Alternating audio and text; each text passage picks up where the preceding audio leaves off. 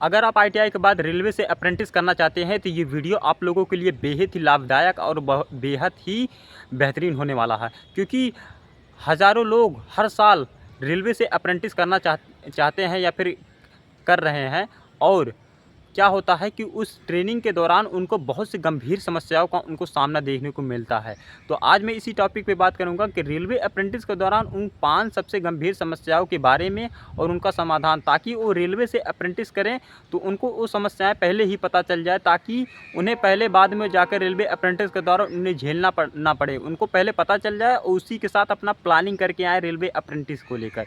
देखिए, नमस्कार दोस्तों, मेरा नाम है अभिषेक। मैं कर रहा हूँ एनसीआर प्रयागराज से अप्रेंटिसशिप और मेरा 4 मंथ कंप्लीट हो गया और मैं आज 4 मंथ के एक्सपीरियंस से बताऊंगा कि रेलवे अप्रेंटिस में कौन कौन सी वो 5 समस्याएं होती है, उनके समाधान पर मैं बात करूंगा। तो चलिए चलते हैं, देर ना करते हुए इस वीडियो को स्टार्ट करते हैं। देखिए, आप लोग तो जानते हैं रेलवे अप्रेंटिस के दौरान बहुत यहाँ कम स्टाइपेंड मिलता है। 8,000, 9,000, 10,000, 11,000, वो अलग बात है, कहीं कहीं 12 हो जाता है, लेकिन लगभग 9,500 यानी 9,600 रुपया आपको मिलता है। तो कई ऐसे भाई लोग हो गए जो काफ़ी दूर दूर से, हज़ारों किलोमीटर से दूर रेलवे से अप्रेंटिस करने के लिए आते हैं, लेकिन उन्हें समय समय पर स्टाइपेंड नहीं मिलता है। तो भाई वो क्या करें, अपना खर्चा कैसे चला सकते हैं? आज मैं इस समाधान पे भी बात करूंगा कि रेलवे अप्रेंटिस में उनका स्टाइपेंड नहीं आ रहा, 2-3 महीने से फंसा हुआ है, तो किस तरीके से अपना स्टाइपेंड वो पा सकते हैं। तो चलिए चलते हैं, बताते हैं। ये पहला टॉपिक था। और दूसरी जो सबसे बड़ी बेहतर बात आती है कि लोगों के मन में एक ख्याल आता है कि रेलवे अप्रेंटिस के दौरान हमें तो बिल्कुल पढ़ने का बिल्कुल टाइम ही नहीं मिलता। देखिए, ये बिल्कुल सच्चाई है, फैक्ट है। यदि आप रेलवे अप्रेंटिस वर्कशॉप से कर रहे हैं या फिर सिक लाइन से कर रहे हैं तो आपको वहाँ पर बिल्कुल पढ़ने का टाइम नहीं मिलता। लेकिन आप क्या कर सकते हैं, समाधान में मैं बता देता हूँ कि आप चाहे वर्कशॉप में रहें या फिर यहाँ पर रूम पर रहें, आप किताबें लेके जाइएगा, वहाँ ऑनलाइन आप क्लास खरीद सकते हैं। आप उस तरीके से जरिए से आप 1-2 घंटा समय निकाल कर आप पढ़ सकते हैं, ताकि आपको रेलवे ग्रुप डी में एक अच्छा तैयारी करने का यहाँ पर मौका मिल जाए और किसी भी तरीक़ों का समस्याओं का सामना आपको करने को ना मिले। तो ये बातें आप ध्यान रखिएगा। रेलवे अप्रेंटिस आप जब भी कीजिएगा तो आप कोशिश करिएगा कि रेलवे अप्रेंटिस के दौरान हम 2 से 4 घंटे अपना पढ़ाई में टाइम दें। देखिए, अब मैं समाधान की बात कर लेता हूँ। मान लिया जाए आपका रेलवे अप्रेंटिस कर रहे हैं, आपका स्टाइपेंड तो सही समय पे आपको नहीं दिया जा रहा है, जिससे आपको बहुत सारे दिक्कत का सामना करने को मिल रहा है। तो आप एक काम कर सकते हैं, आप जाके नेट पोर्टल पर अपना अटेंडेंस जो है उसको चेक कर सकते हैं। उसमें क्या है, अपना आप शिकायत दर्ज कर सकते हैं आरआरसी को। इससे क्या होगा कि आपका जो अप्रेंटिस का स्टाइपेंड रुका है और जल्द से जल्द वो लोग भेजने की कोशिश करेंगे। उससे क्या होगा, आपका पूरा समस्या आपको हल हो सकता है। नहीं तो आप घर से कितना पैसा मंगाएंगे। तो यही जानकारी आप लोगों को देनी थी कि इस तरीके से आप अपना ये पहला डाउट आप बिल्कुल क्लियर कर दीजिएगा। आप अपना समाधान इस तरीके से आप निकाल सकते हैं रेलवे अप्रेंटिस के दौरान। तीसरी जो सबसे बड़ी समस्या होती हैं दोस्तों, ये मैं बताना नहीं चाहता था लेकिन आप लोगों को बता देता हूँ। हालांकि ये गाइडलाइन के खिलाफ़ है, लेकिन मैं आप लोगों को बता देता हूँ। रेलवे अप्रेंटिस के दौरान कई बच्चे ऐसे होते हैं जिनको अपने ट्रेड वाइज अपना काम नहीं मिल पाता। तो वो क्या कर सकते हैं कि बहुत भारी भरकम उनको काम कराया जाता है किसी वर्कशॉप में या फिर डिवीज़न कहीं भी। तो आप एक काम कर सकते हैं, आप रेलवे सीडीओ के पास जाकर अपना शिकायत दर्ज कर सकते हैं, ताकि वो लोग आपसे भारी भरकम काम ना कराएं।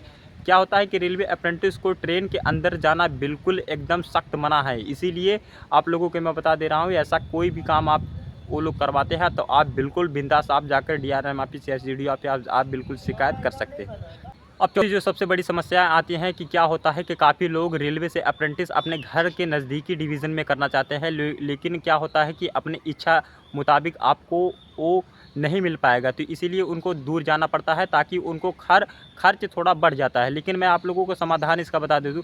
मान लिया जाए आपका रेलवे अप्रेंटिस के दौरान आपके घर के नज़दीकी डिवीज़न में आपका नहीं मिला। वैसे तो आमतौर पर रेलवे अप्रेंटिस का कोई भी ट्रांसफ़र का नियम नहीं होता, लेकिन आप क्या कर सकते हैं, डीपीओ में जाकर अपनी आप एप्लीकेशन लिख सकते हैं, वहाँ से अनुरोध कर सकते हैं, मेडिकल लगा सकते हैं कि सर मुझे ऐसी ऐसी समस्याएं हैं, तो आपका ट्रांसफ़र वहाँ पर हो सकता है कि आपको सुना जाए। तो ये समाधान मैं आप लोगों को बता देता हूँ। उम्मीद है ये डाउट भी आप लोगों का क्लियर हो गया होगा। पाँचवीं जो सबसे बड़ी प्रॉब्लम आपको देखने को मिलती है कि वो नए बच्चे क्या होता है कि रेलवे अप्रेंटिस ज्वाइनिंग के बाद वो दूसरे शहर में जब जाते हैं, नए शहर में, तो उनको क्या होता है कि उनको ना तो हॉस्टल की व्यवस्था आरआरसी देता है और ना ही कोई रूम देता है। तो उनको क्या होता है, बहुत सारा भटकना पड़ता है। तो आप एक समाधान इसका कर सकते हैं कि रेलवे अप्रेंटिस जो पुराने बच्चे कर रहे हैं या फिर कर चुके हैं, तो उनसे आप संपर्क करके, उनसे आप नंबर लेकर के किसी द्वारा आप उनसे संपर्क करके रूम मालिक से आप बात करके आप वहाँ पर रह सकते हैं। आपका जो भी रूम रेंट हो, 3000, 2000, 5000 जो भी हो, आप वहाँ पर रह सकते हैं। इससे आपको कोई भटकना नहीं पड़ेगा।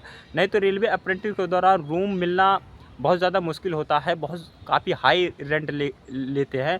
लेकिन आप जानते ही हैं 9600 रुपया आपको रेलवे अप्रेंटिस के दौरान मिलता है। तो इसी में यदि आपका घर नज़दीक है तो आप आटा चावल हर चीज़ आप घर से ला सकते हैं। लेकिन किसी किसी का क्या होता है, दूसरे राज्य से आते हैं तो उनको बहुत सारे मुश्किल का सामना करने को मिलता है। तो उम्मीद है ये 5 समाधान मैंने आपको बताया, 5 मुश्किल थी और इसका मैंने समाधान बताया कि किस तरीके से आप इसको हैंडल कर सकते हैं।